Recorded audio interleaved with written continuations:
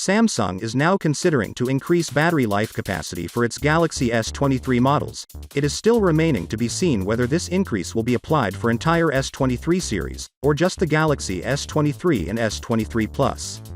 The report from South Korea claims that the regular Galaxy S23 is going to see an increase of 5% in its battery capacity.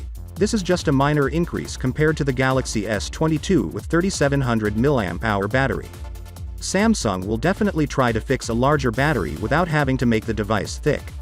Ice Universe tweeted on his profile page, 25 watch defenders are not smart because the Samsung will upgrade to 65 watts, 80 watts or even 120 watts sooner or later. When it feels threatened by Chinese brands at the time, defenders will look for the rationality of 65 watts, 80 watts and deny the 25 words they defended before. Samsung Galaxy S23 series could include this more accurate facial recognition system.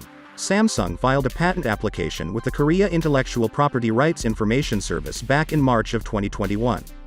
Last week the application was made public by Galaxie Club, allowing us to take a look at what Samsung is up to when it comes to facial recognition for a future Galaxy S or Galaxy Z phone.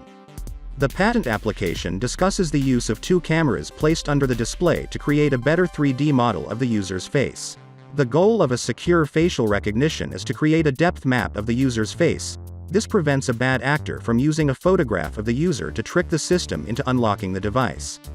A photograph is flat and is 2D. This won't allow a 3D facial recognition system to unlock a device.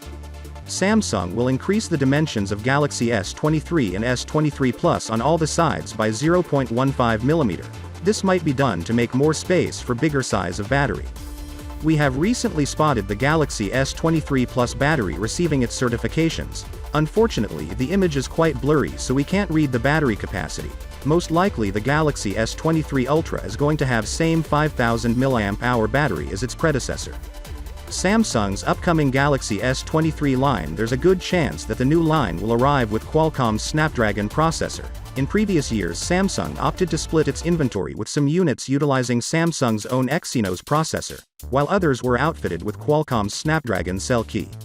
Many criticized this process, especially as benchmarks found that Qualcomm's offerings were superior to Samsung's exynos. That's not even diving into the overheating and throttling issues.